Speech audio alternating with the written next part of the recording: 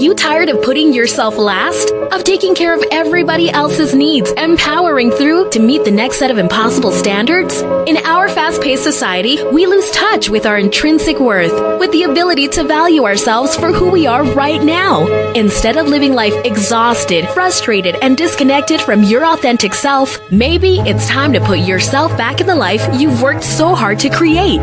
Join radio host and life choreographer Lora Cheadle and learn how to build your dreams and live your sparkle using the 5 steps of flaunt. Find your fetish, laugh out loud, accept unconditionally, navigate the negative, and trust in your truth. Hello, welcome to Flaunt. Build your dreams and live your sparkle.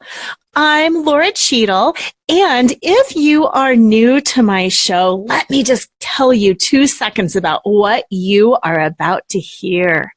Because it's so exciting. My show is all about building your dreams and living your sparkle through the 5 steps of flaunt, which are find your fetish, laugh out loud, accept unconditionally, navigate the negative, and trust in your truth. And what I like to do is bring on guests who have built their dreams and have lived their sparkle in the most glorious way possible. Today's guest is Kelly Notaras, and she's an author, a speaker, a book editor, and an entrepreneur. And oh my gosh, there is so much that I love about her. I could probably spend an hour just talking about how wonderful she is. But she's got a book out there called The Book You Were Born to Write. Now, she is so qualified to write this book. She started her book editing career right out of college by moving to New York, where she worked in the editorial divisions at Avon Books, HarperCollins, Penguin USA, and Hyperion. Then she relocated to Boulder, where she became the VP Associate Publisher at Sounds True. And that's a great publishing house. They're very spirituality-based. There, she received her education in transformational nonfiction by editing some pretty incredible books by some pretty well-known authors. Since then, she started freelancing, and holy cow, she has built up her own company called KN Literary Arts. It's amazing. I have worked with them. They teach classes. They've got this whole team of editors who are mostly women, maybe all women. We'll find out a little bit more. But they help writers bring their work into the world, whether it's content editing or line editing or teaching classes, just a whole huge variety of things.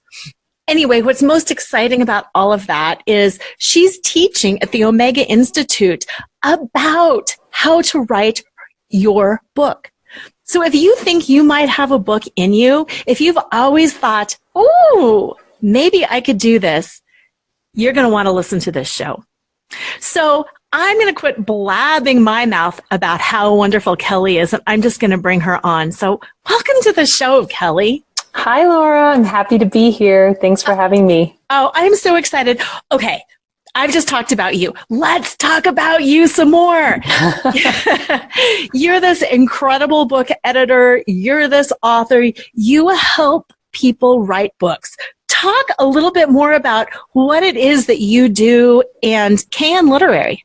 Yes, absolutely. So, as you said in my wonderful intro, thank you so much for that. I started my book career when I was just out of college. I knew I wanted to be in books because I loved books and I loved reading and had worked in a bookstore in college.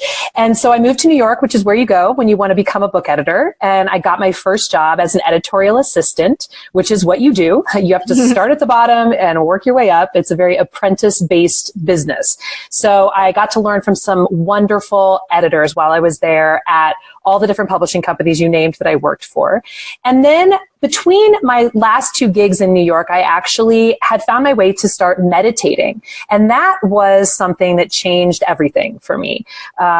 They talk about, so it's amazing how much can happen when you're just sitting there doing nothing. But the truth is that meditation really did change my life. And because of that, I met people who were working in what I call transformational nonfiction. So that's self-help, personal growth, inspirational memoir, books like yours coming out.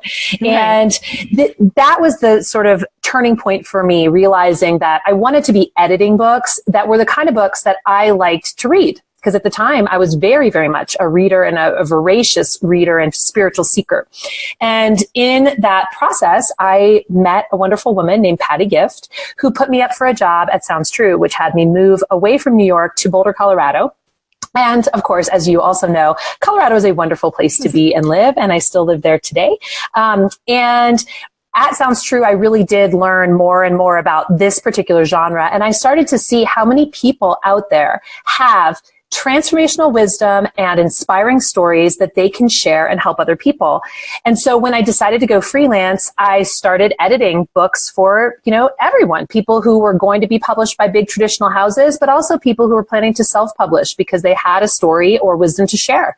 And I have, in the past 6.5 years, grown that business into quite a large company to both my shock and amazement. We're going to do $1 million in top line sales this year, which is just beyond my expectations that I could ever have possibly had. And I've gotten a real education in what it means to run a business. That's the PhD I'm getting right now. Yes. But still what we have seen is that there are so many people out there who have these wonderful stories and this wonderful wisdom that they just need help getting to the page, because for whatever reason, they have this burning desire to write the book, but something seems to be standing in the way. So I think of us as the removers of obstacles standing between you and having your book in the world. And that's what we do, knliterary.com. Yeah. I love that. Now, for the listeners who are out there who are thinking transformational nonfiction, I'm not quite sure what that is. Can you give us a brief definition? Totally. So what I say is it's books that are meant to help and serve people, to make them happier, to make them realize that life is okay, that they can be healthier, that they can be just more free spiritually and emotionally speaking. And so it's generally the categories of self-help, personal growth, inspirational memoir, that kind of thing. Perfect. Thank you. That makes sense. Yeah. So you're helping people get their message out into the world. Now, what kinds of people are you helping? I mean, are you helping, housewives? Are you helping PhDs? Who is your client that you're helping? Yes, everyone that you just mentioned and all in between. So we have a lot of relationships with publishing companies, book packagers, literary agents. So they send us clients all the time. And those folks tend to be people who already have an author platform built or underway, who are going to be published by one of the traditional houses. So that's one part of our business. But actually the larger portion of our business, and the portion that our editors, writers, and coaches actually prefer to work with, are everyday people who have a story that's extraordinary, that they've been sort of hiding their light under a bushel all this time, whether it's a story from their own life, or they're writing a novel based on their life, or they're wanting to put a methodology, for example, that they have been teaching through their healing practice or their psychotherapy practice for the last 30 years, and they need to get it onto the page. So people who are really have that heart of service and want to get their book in the world to help other people, but maybe don't have all of the ducks in a row yet to find an agent or a traditional publisher. I like that. And you provide a lot of education for people too, in terms of what does it mean to be published by a traditional publisher, and what does it mean to self-publish? And I'm thinking for our listeners out there right now, they might be thinking, I'm not exactly sure what that means either. Yes, great. I'd love to just explain. So when people think about getting their book published, often they're thinking about the authors that they know, the big above the marquee names, all of whom are generally published by what we call traditional publishers. So it used to be this was really the only way to get your book published. You had to find a literary agent who believed in you so much that they were willing to shop your book around without taking any money for it until they actually sold it, at which time they would get a percentage. And they would be shopping it around to, at the time, there were many, many publishers out there. This is, let's say, in the second half of the last century. Well, around 2000, consolidation started happening in earnest, meaning that the bigger publishers started snapping up the smaller publishers and making them imprints under their corporate overhead. And the result of that was that fewer and fewer books were being published, and there was less and less competition. And those publishers were looking for what they would consider to be sure things. So a book that you know is going to sell 5,000 to 10,000 copies in the first year, because you need it to sell that many copies to make your overhead and to make back the expenses that you put into putting that book in the world. As a result, the stakes are much higher for the publisher, and the bar that has to be crossed is much higher for the author, meaning that you have to have an audience already there and waiting for you if you really want to have a chance at one of the bigger traditional publishers. Then there are sort of the publishers that have actually managed to somehow stay independent and not get snapped up by those corporate, behemoths. And many of those publishers actually don't have quite as high a bar. So that's another option for authors. But on the other side, if you don't have a following yet, and or if you're more of a DIY kind of person and you don't want someone else telling you what the cover of your book's going to look like and, making editorial changes that you may or may not agree with, et cetera, which is part of the path when you're going with a traditional house, you can now, for the first time in human history, self-publish a book easily and effectively. So this is all because of something called print-on-demand digital publishing that's stepped into the place again since about 2000, where little publishers are popping up that can print off one copy of your book for you, 2 copies, 10 copies, 100 copies, meaning that there's not such a huge initial outlay of cash that's required in order to get a book into the world. You can just digitally create it at a much lower cost and print as many copies as you can sell. And because of that, the field is now wide open to absolutely anyone who wants to publish a book for any reason. You could publish it because you want to have a book for your children or your grandchildren. You can publish it because it really does help grow a business to have a book in the world. And that's very true, to establish your expertise and let people know a little more about you. And so there's a lot of different reasons and a lot of availability for self-publishing out there today. I love that. And, last Christmas, I got a book in the mail from a friend who literally just wrote the story of his family because it was interesting. And he printed off, I think, like 30 copies, sent it to his Christmas card list. Yeah. Well, then people were so captivated by it. Now he's sold something like 200 copies. Awesome. Which, is way more than he ever thought. So listeners, if you're out there and you're thinking, oh, I'd like to do this, but I don't know how, Kelly is who you want to talk to.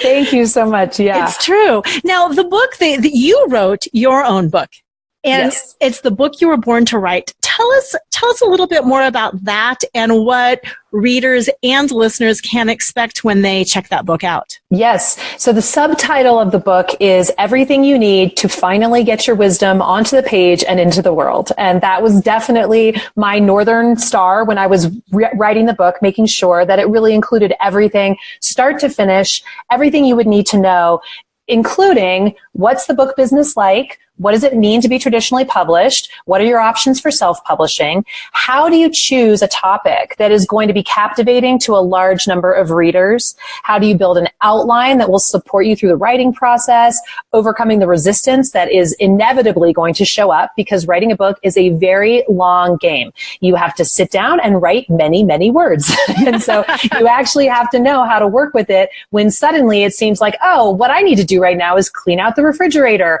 even though I was supposed to be writing right now, which seems to happen a lot. Yes. How to work with editors and coaches to help ease that pathway. Someone there with you who's an expert in the area, who can guide you through the process and keep you accountable. If you're having trouble actually sitting down and writing, having someone there who's talking to you every week, working through the resistance with you, and is waiting to see your pages once you write them can be a huge, huge asset. And then the last section of the book is really about what it means to be published. If you want to go the traditional route, how to find a literary agent, what the indie publishers are versus the big publishers, and then of course the self-publishing and building a platform to actually get the word out to other readers. So it's really everything that you would need to know if this is the journey you want to be on. Perfect.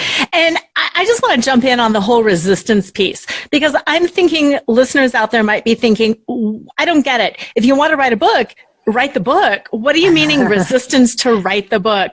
But I know in my life, whether it's writing or something else, there are plenty of things that I want to do.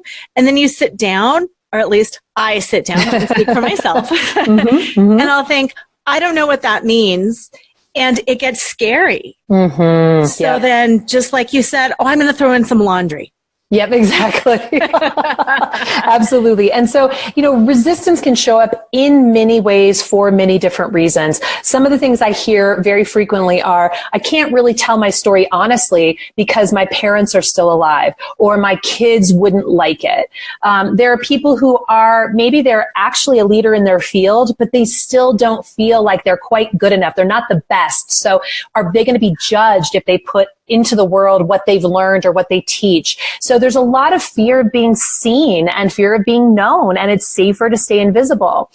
There's also a way that I find that many of the authors that I work with, they thought they should be able to sit down with a blank page on their computer and that blinking cursor and know exactly what to write first, exactly what to write second, exactly what to write third, without planning it in advance. And the fact is that is a very, very difficult thing to do, because the human brain is not built for long-term, large format content. It's really built for small assignments that don't take that long to accomplish. So I always say you're setting yourself up for success by creating an outline. Because if you have that outline, every time you sit down, you know exactly where to start, because you can pick any of the little chunks you've outlined, for yourself. Like maybe it's a story here, or it's an exercise there, or it's a point you want to make about this. It's all right there, and you can just pick one and start writing. And because you can get started quickly without having to think too hard about the entire scope of the book, you actually start writing, and you don't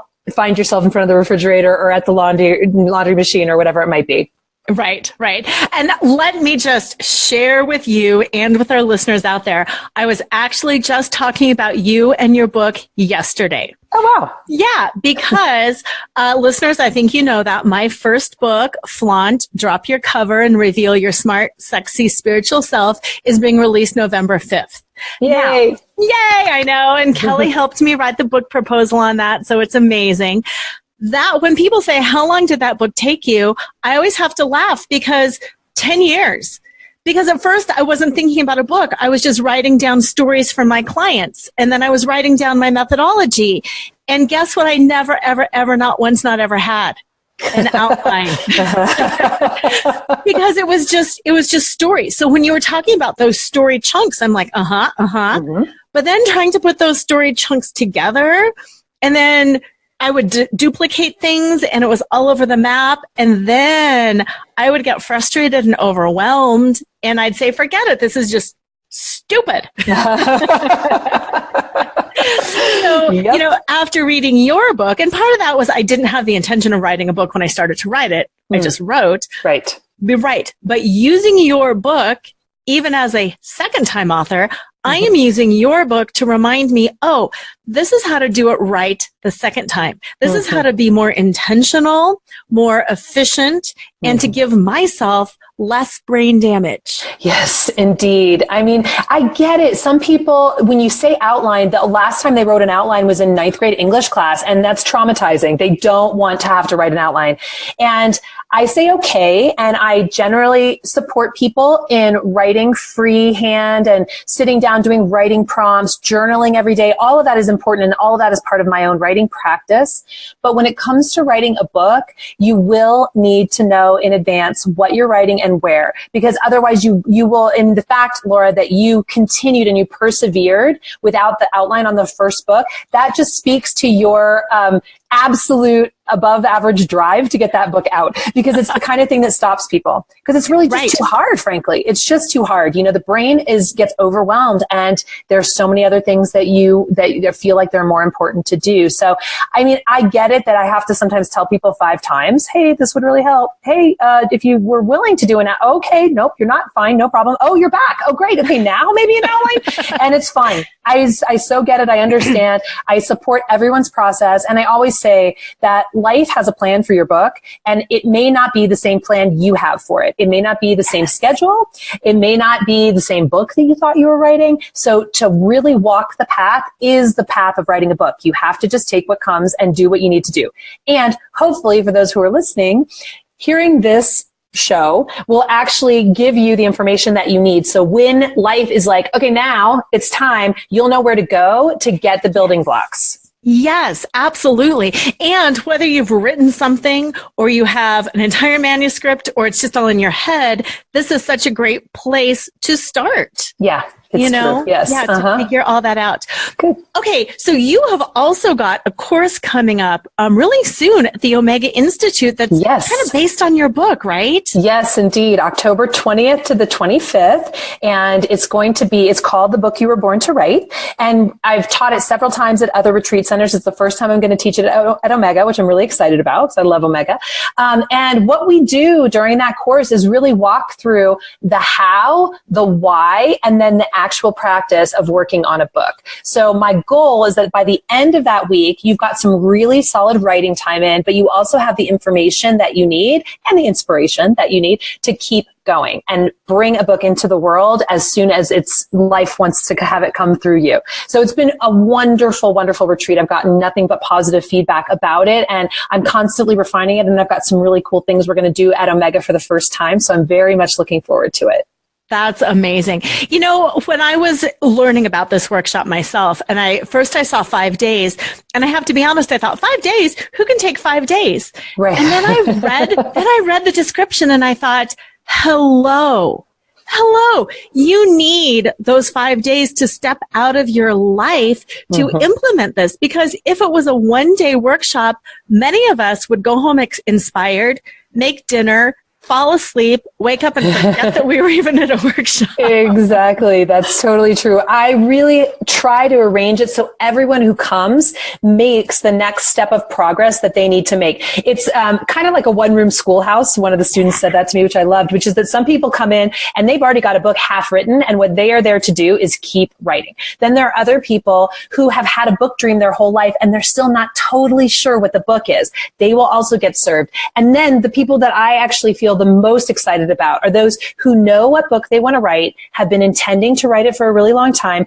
but didn't have an outline. And by the time they leave, they have that outline and they have the experience, the actual direct experience of having sat down and written one of those chunks, 2 of those chunks on that outline while we're there.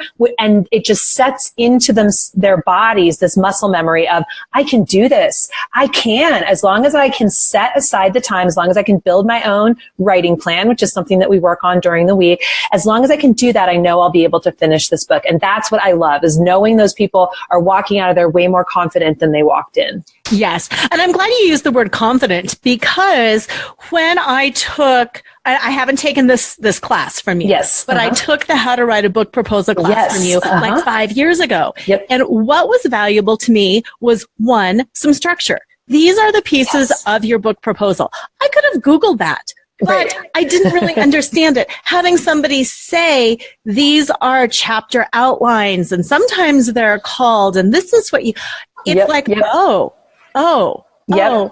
And then just having someone to talk back and forth with, like, this is my idea. Is this good? Because we all want some validation.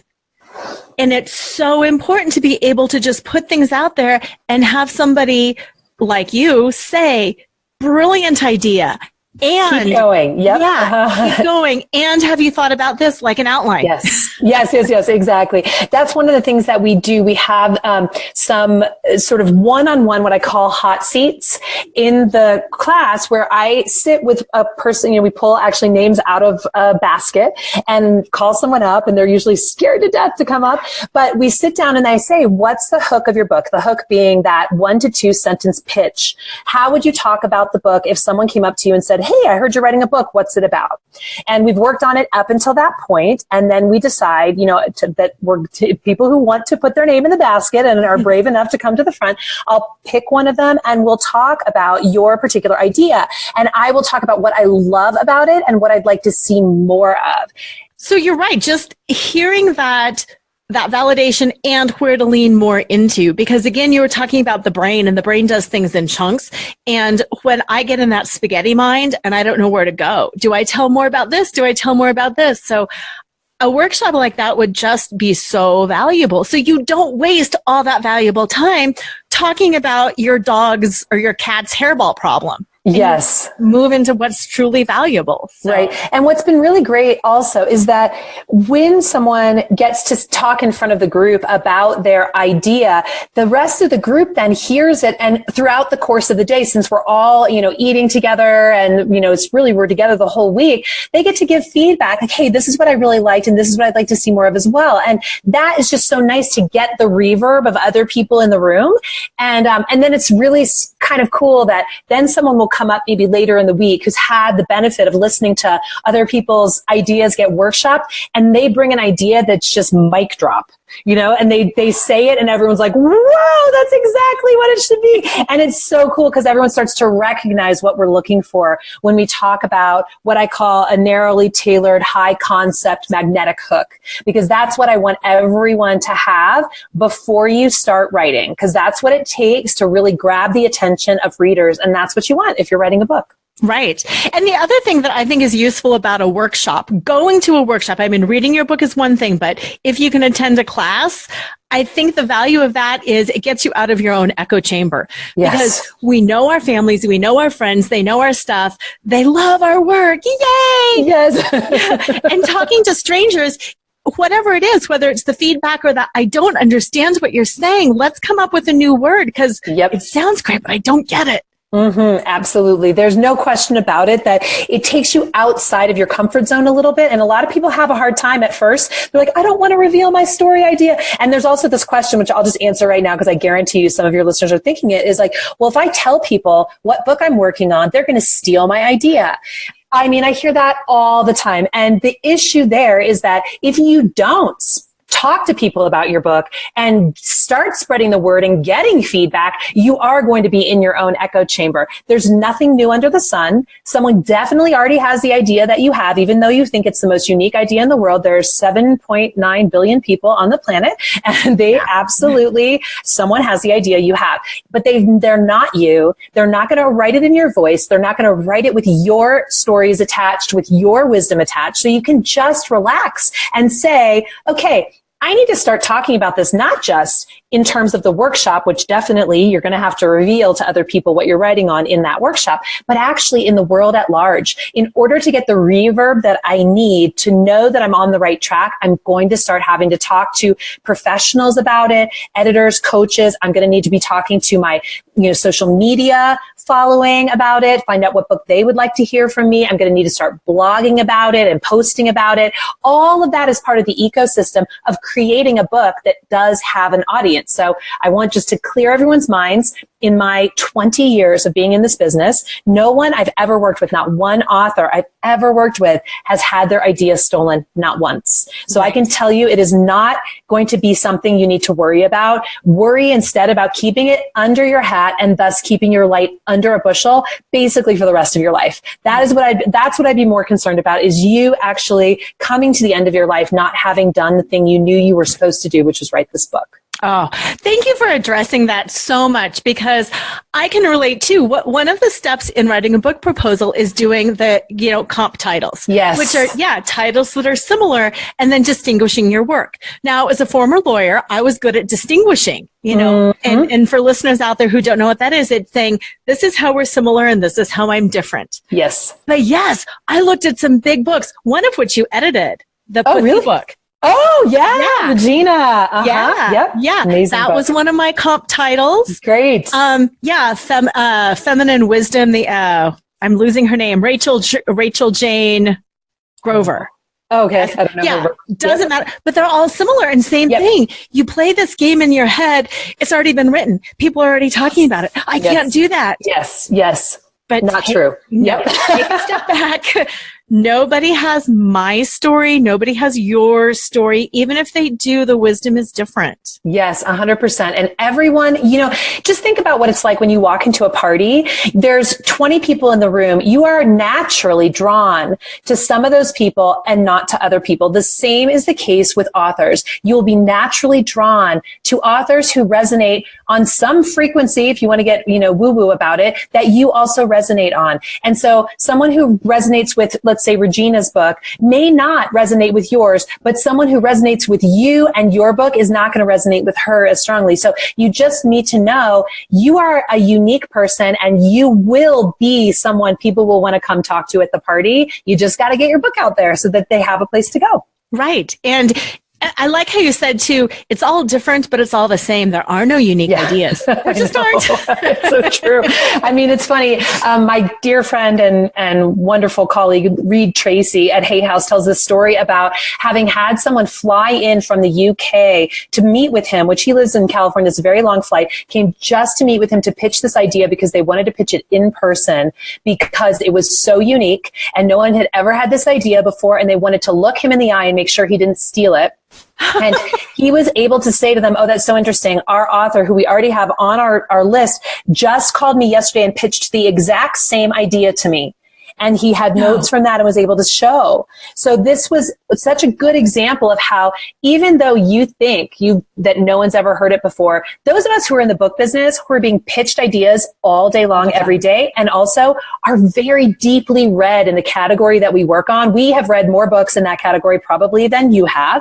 We know that book. We've seen it before. That book came out in 2002. But you know what? You have a different title. It's a different year. There's a different audience. There's all sorts of things that are different about it today. And so you don't need to be afraid of people having your same ideas. You really don't. It's actually, here's what I also say. If you say, well, my idea's never been tried before because I looked on Amazon and it's not there, I say, that's a little bit scary because if it's not there, I know from being in the book business that it was probably tried before and failed.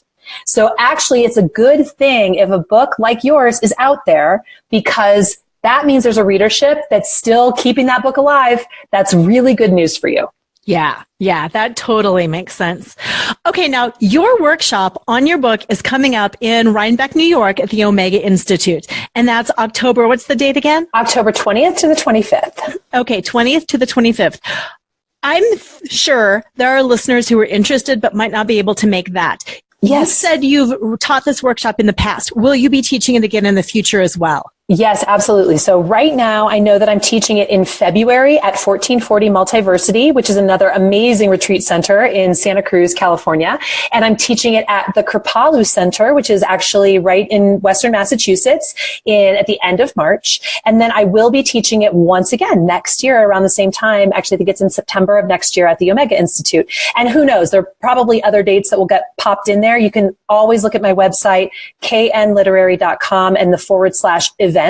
You will see all of the currently scheduled events right on that page. Perfect. So that way, if you're like, yes, this is it, I heard it at the right time, the universe opened up, the angels in, you can go now. But if you need to take, some more time to plan or to process that, you've got several opportunities.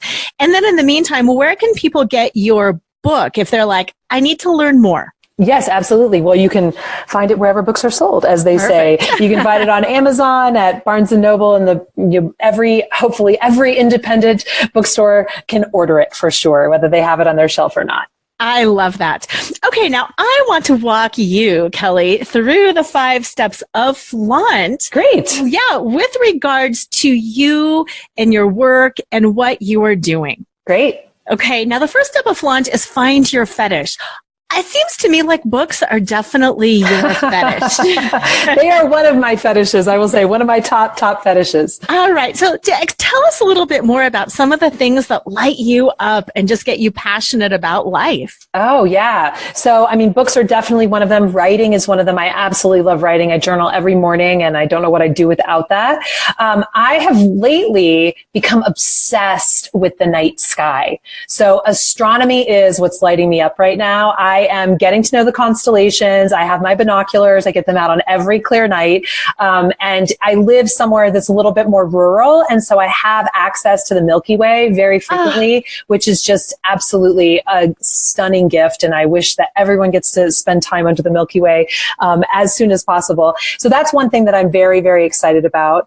And then I'm also very excited about my twin godsons, who I spend a lot of time with. And they're, turning 11 next week, and just one of the big lights of my life for sure. Oh my gosh, how fun. And isn't it exciting that you can kind of put so many of those different things together? You know, reading and writing and the stars. And I bet you're reading about astronomy. I am reading about astronomy every day. I love that. And then are you able to share that with the twin godsons? Yes, I right now, I would say that I'm getting in the place where I'm learning the constellations so that I can say, this is that, and look over there and you can see that. But basically anyone who is with me, when the stars start coming out, I'm like, oh, that's Vega. Oh, that's actually Jupiter. Oh, you think that's a star, but that's Saturn. And so I do get a little geeky about it right now. And yes, but it's something that I don't know how exactly it's going to be in my life in the long term, but it definitely feels like there's something that's going to, I don't know what it is yet. I'm excited to see where it's going to fit into my life. Yeah. I like that. And maybe it'll be another book. Yeah, exactly. Yeah, you never know. Mm-hmm. Okay, I just have to, listeners, just bear with me because I just have to tell a funny story that I hope you guys and Kelly will appreciate. The other night, my husband and I are taking a walk. We're looking up at the moon and he's like, oh, wow, look at Mars. And I'm like, wow, it looks so big. And then pretty soon it starts moving and he's like, look at Mars move. It's an airplane. It's an airplane. Exactly. That's hilarious. Yep. Yeah. Mars is red, but not that red. Right. We're like, not quite. Yeah, funny. Which leads right into the second step, L, laugh out loud. We just had a little moment of laughter there. Yes. What else makes you laugh? What gets you happy? What tickles your funny bone? What ironic little things happen in your brain? Oh, that's funny. Well, I'll say I tend to laugh a lot at animals. I love animals and I love watching like dogs and cats. And I, again, live in the country. So there's horses and there's cows. And I mean, I go for a walk every morning and I get to walk by cows and sheep and chickens and a goat. And they make me laugh every day. It's very funny. It's very easy to laugh when you're by yourself and just enjoying, you know, the beauty of the world. And then the cows start doing something funny. Yes. Yes. I enjoy that. So what about humor in your work? You know, if people are at your workshop, is there humor that you use to teach, or how do you incorporate that if you do? I mean, I would say that I do think that I have a pretty good sense of humor and people do find me funny. I've been a natural presenter my whole life. And there's some piece around that always sort of ties in with humor because, you know, when you're able to catch something funny in the moment and get everyone in the room in on an inside joke, it's something that is priceless. And you can then use it over and over throughout the course of the week to remind everyone of that moment. And so it's something that I do try to use a lot. You know, life can get kind of heavy. There are things that happen that can have, you know, feel like the weight of the world's on your shoulders, but there's always room for laughter. Like really, it is not as serious as we think it is. And I think one of the things that's a benefit of paying attention to the night sky is noticing how little we actually are and how huge it is out there. And suddenly that perspective just has you go, oh my gosh, I can't believe I got so wound up about XYZ happening today. And then you can laugh at yourself. Mm-hmm. I like that. And also you had mentioned that sometimes it's intimidating for people to stand up and to share their writing Yes. or their story and just having that little bit of levity that it's okay. Yeah, it's okay. My gosh, absolutely. We all have our foibles. We all are going to be good at some things and not good at other things. And yeah, let's just hold it all with love. And yes, the humor of this entire bizarre experience that we call human life, you know, this mystery that we're all a part of. Yeah. I love that. So the next step is AU, and that's accept unconditionally, which is the golden center of flaunt. Yes, beautiful.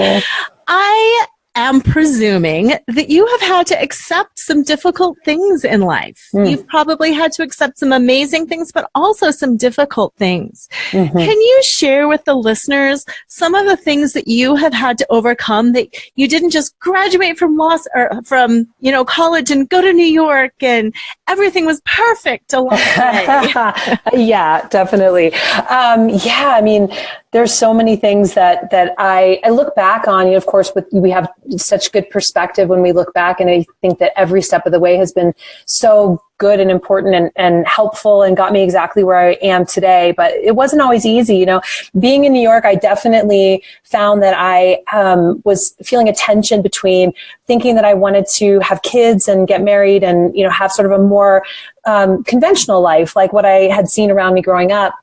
And yet I'd chosen a career life that took up a lot of my time and attention. And I felt a lot of tension around that and a lot of grief for many years. And then when I got into my 30s and I had moved to Colorado, I just decided, I can really trust life. And I remember making an actual commitment that I was no longer going to ask God for this man and baby that I thought I wanted and see what happened. And the most beautiful things unfolded because of that, and that letting go of that grief. And one of them led me into a long-term relationship with a wonderful man who had twin sons, who I was talking about earlier. And we were together for most of my 30s into my early 40s. And then he got sick. And he died in 2017 of cancer. And so that is definitely one of the things that was one of the greatest gifts of my entire life, and also one of the most difficult things. And, that unconditional acceptance had to come into play there because there was nothing I could do. And I think that that's one of the big, when I look back at my challenges over the years, they were mostly around trying to control things and make things turn out the way that I thought they should. And that was the great experience and the great teacher of, this is not up to me. And if I got to control this, this is not how it would unfold. And yet I look at it now, and I mean, of course, I would still, exchange everything to have him back. But I also, have an amazing relationship with his sons and with their mom. And we're all this kind of little indie family here in Western Colorado. And it's just brought so much joy and actually a perfect sort of resolution to that question of having children. And for me, it's because I get the benefits of having kids and having kids in my life who I just absolutely love, while also getting to maintain the freedom that my career actually requires of me, which is to be able to travel a lot and to be able to work 24/7 when things are really big and, and we're in transition, which we've been at the company for the last couple of months. And then not have to have those children be well taken care of by their own mother, but then be able to welcome them back in, and get to spend time with them. So it's actually turned out to be the perfect way for me to have children in my life. So again, I don't mean to tie everything up with a bow because there's been a lot of grief along the way, and I still process grief from the loss of Benjamin and also my father, who died two weeks before Benjamin. It was a pretty rough spring of 2017, but I'm grateful for it, and I'm in the experience of being a human being, and I just know that the only thing you can do to stay sane is to say yes, that unconditional acceptance that you're talking about. Mm-hmm. Oh, thank you for sharing that story. Yeah. And so many things that I want to honor you for that. First, for saying yes to that whole... I interviewed somebody yesterday whose phrase was, you say yes to the adventure. Yes. And you said yes. Mm-hmm. And I like the tie-in that you made looking at the night sky and realizing we are such a microscopic piece and we don't have control. And also, I just want to express again, congratulations and honor for recognizing there is beauty that comes out of it. Mm-hmm. And of course you would give anything to have that back. Of course there's still grief, but you're also focusing on what is and saying yes to receiving these glorious benefits to what is. Yes, absolutely. I'm lucky, I think, because I think my psyche naturally tracks in that direction toward finding the good in the situation. But boy, there's a lot. There's just so much. I wouldn't be where I am today, and I wouldn't have the people in my life I have today. And, I really wouldn't be in a place, I would not be living in a place where I could see the Milky Way if that experience hadn't happened. So yeah, I do give thanks every day. Yeah. Oh, that's beautiful. So we've talked as part of that unconditional acceptance, you have to navigate the negative. Mm-hmm. Do you have tools that have really helped you? I know you mentioned meditation earlier, yes, but wisdom that you can share with the listeners that, hey, these are my tools and this really helps. Yes. I mean, I would say that I've collected a lot of tools over the years. I've been in a pretty deep, spiritual, psychological journey since I was, in my mid-20s, I would say, catalyzed by that question of not being in a relationship or having the partner that I thought I was going to have and having kids. Well, so I would say, meditation was the biggest shift, the biggest single shift in my life. Recognizing that the thoughts that were in my head were just thoughts, and not that they stop. Believe me, I get into a mind spin just like anybody else, but I have a little bit more perspective on it now. I know, oh, this is a mind spin. This is where I go crazy a little bit. Okay, I'm gonna let myself go crazy for a little while. And then when I'm ready to be sane again, I'm gonna go sit down on my cushion and I'm gonna turn on my timer for half an hour. And I'm just gonna be. And that has been one of the tools that has made the biggest difference. I mentioned earlier journaling. I mean, journaling is just such my friend, because I can get out on the page things that if I were to dump them at the feet of, I don't know, my boyfriend or my family members or my employees, that would not go well. No. So I can just get them out of my body, out of my mind, out of my head, onto the page, and no one ever has to see it again. So that's a big one. And then, I'm going to say one that is, I don't know, not controversial, but like that some people don't like to admit, but I have been in therapy straight through for the past 15 years.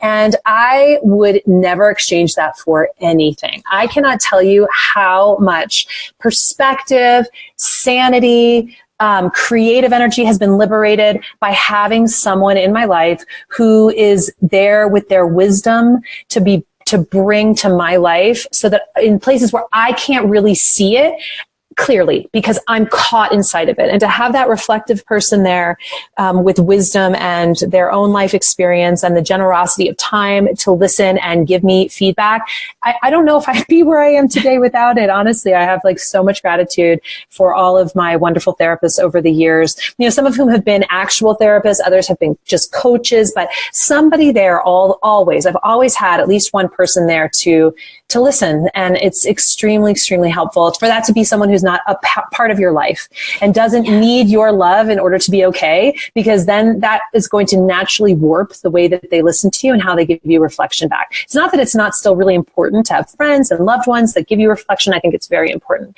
But to have someone whose only job is to be there for you, I think it's invaluable. And I wish that for everyone. Mm-hmm. Yes. I'm standing up on my little soapbox and I'm waving my arms. Yes. And I also appreciate how you said it's not necessarily a quote unquote therapist. Yeah. Mm-hmm. Because same thing in my life over the last 2 years, I've been on a similar yet different journey to you. And I have a traditional therapist, but I also have an energy therapist, a spiritual direction therapist. Mm-hmm. And I have, a variety of people, but you're right. They don't have the buy-in to you in the same way that friends and family do. Mm-hmm. Mm-hmm.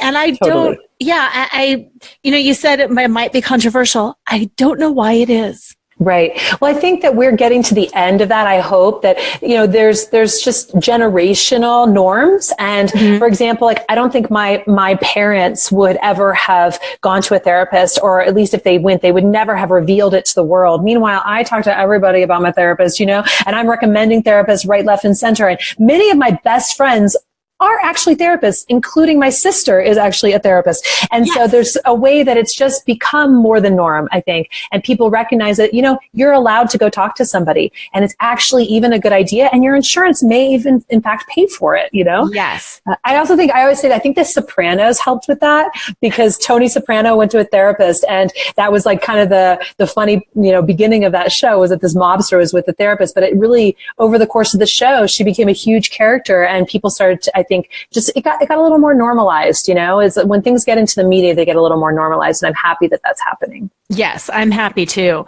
And then tagging on to meditation and journaling. Do you practice a certain form of meditation? Because I'm thinking listeners might be thinking, I don't know how to meditate, but she said get a timer and a cushion. And what is that? Yes, totally. So I would say I practice a type of meditation that's called shamatha, which is just super basic, comes out of the Tibetan Buddhist world. It's nothing fancy. But when I first started, I could not have done it on my own. So I want to just say, many people I know say, oh, I tried to meditate, it didn't work. I was the same. I ended up having to take a class, and I took a class through the Shambhala Center in New York City, where I was living at the time. And there's a lot of towns and cities around the US and the world have Shambhala centers, but you can also find a lot of support now on your phone. So I recommend an app called Insight Timer. And it is a beautiful app. It's free, and it offers you a lot of free different meditations. And you can just listen to one and find one, test drive a few, see which one you like the best, and then use that. And so it's a support until you get to the point where maybe you're ready to go do a retreat weekend or take a class. Because I do think that having other people around you meditating eventually can deepen the experience beyond anything you could ever experience on your own, even with one of the apps. The apps are a great place to start. Find the type of meditation that you like, and then seek out some sort of a more supported environment at a place like the Omega Center or Kripalu or 1440 or Esalen or any of these big retreat centers is a great place to go. That's perfect. Thank you. And then you mentioned journaling. And earlier on, you also mentioned writing and journaling as a way to practice writing. Can you speak to that? Are they the same? Are they different? What do listeners need to know? Yes. So I will say that there are essentially 3 different types of writing that I take part in. So the first type is what I call journaling, and that's where I just open a page and start writing. Now, if you want some support around that because you're like, I don't know how to do that, I highly recommend Julia Cameron's book, The Artist's Way. And in that book, she talks about something she calls morning pages, which is that you sit every morning, you write for 3 pages worth of whatever is on your mind. And I would say my daily journaling practice is basically an evolution of morning pages in my life. So that is a great place to start if you would like to have some sort of concrete, beginning. Then the second type of writing that I do is something I call writing prompts. And this is a place where rather than just writing whatever the heck is on your mind, you actually choose a prompt, and that's a sentence starter. And it could be something like, what I want to write about is ... or what I would like my book to be is ... And that's a great way to write something that you eventually might use in formulating your book or in writing a blog or a newsletter or something like that. It's not just calling your mind jumble. It's a little more focused. And then the third type of writing is actually writing from your outline, writing content you would like to have in your book. It's a whole different type of writing. Again, there is sort of a prompt because you know what the bullet point is you're supposed to be writing about that day, right? But it's really very much geared toward, this is a piece that you want to put in your book. So those are my 3 types of writing that I use on a daily basis. I love it. Thank you. And then the last step of flaunt is T, trust in your truth. I would love to hear everything, just kind of like one of those journal pages where you're just letting it flow. Tell us about your truth, Kelly. And there's a lot of truth in you. Yeah, well, thank you. I definitely think we all have our truth. The thing that I would say first and foremost is that I have learned over the course of the last, decade or so, that life is trustworthy, that we can actually trust what we want as the guidepost for where our life is meant to go. So I feel like what we desires us in return. So we can really start looking at and not feeling selfish about asking ourselves, what would I like? If I could have anything right now, what would it be like? If I could wave a magic wand over my life, what would it be like? And it would have no ill effects on my children or my husband or my wife or my family members or my business, because people get so caught up. Well, if I get what I want, that means all these other people don't get what they want, which is a fallacy we have been taught.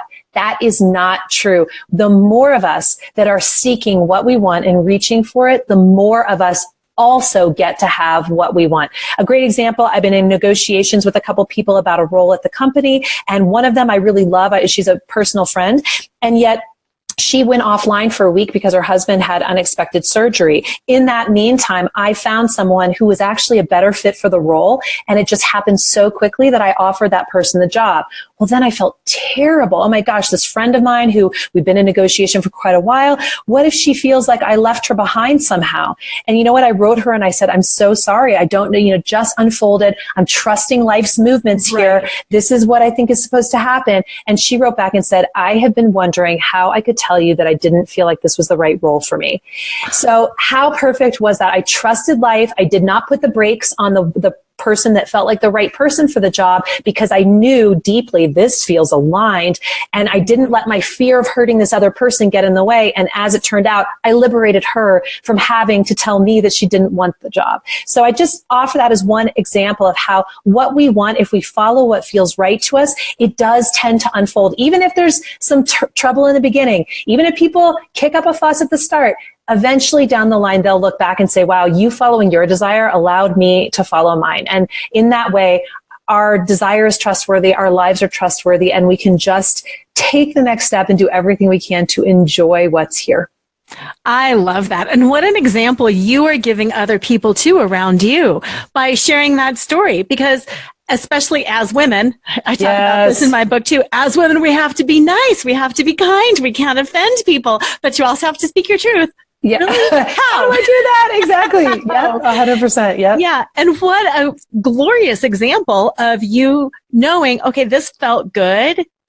And it was the perfect resolution. It was the perfect resolution. And I knew that I've tested this theory enough times to know, oh, okay, again, I feel shaky. Again, I feel concerned. Again, I feel worried about upsetting someone. But you know what? I've trusted this so many times. It's worked out every single time. I can do it again this time. And now the earthquakes are less loud. I knew that it was going to be fine. I just didn't know how it was going to be fine. And voila, it was actually just as easy as it could possibly be. It was beautiful. Oh, that's perfect. And then you wrote the book You Were Born to Write. Now, you were born to write that book. What else are you born to do? Yes, good question. I mean, I definitely am a born writer. It's something that's in my blood, in my bones. I love writing. And so I imagine I will write a memoir at some point, probably quite a bit focused on the journey I went through with Benjamin and his passing, and potentially how things unfolded after that. Again, that sort of idea that, oh my gosh, the world would end if the beloved in our lives were to get sick and die. We can't even imagine what life would be like beyond that. And I completely and totally understand it. And of course, I wish for everyone to, die holding hands with their loved one, in their sleep together at the same time. That would be fabulous. And for most of us, that's not how it's going to go. And I would love to be able to be part of the messaging in the world that life goes on. And again, we don't know why we lost. I'm looking at a picture of him here. We don't know why we lost Benjamin so young. And yet someday, maybe if the mystery turns out to be the way I would like it to be, I will know more, but not until I too step into that mystery that he stepped into. And so in the meantime, I choose to trust. It was perfect. And I choose to say yes to what has come behind it. And it's been the most beautiful unfolding. And I want to tell that story. So I imagine that book is somewhere in my future as well. Oh, that's beautiful. And I can't wait to read it whenever that comes out. Thanks, Laura. So listeners, if you want to go to Kelly's workshop or one of her future workshops or grab her book wherever books is sold, yes, you can do that. And one more time, give your website so people can find you, your workshops, either now at the Omega Center or later. Yes, it's KN. That's my initials for Kelly Notaras, knliterary.com. Perfect. Thank you. Listeners, I hope you enjoyed today and are leaving feeling motivated, empowered, and mostly filled with trust and alignment. Have a fantastic week. And as usual, don't forget to flaunt. Tune in next time to Flaunt. Build your dreams. Live your sparkle with radio host Lora Cheadle every Wednesday at 7 a.m. and 7 p.m. Eastern Time on syndicated Dream Vision 7 radio network. Come release self-judgment, reveal your naked self-worth, and re-choreograph a life filled with joy. Flaunt. Find your fetish, laugh out loud, accept unconditionally, navigate the negative, and trust in your truth. Find out more at LoraCheadle.com. That's LoraCheadle.com.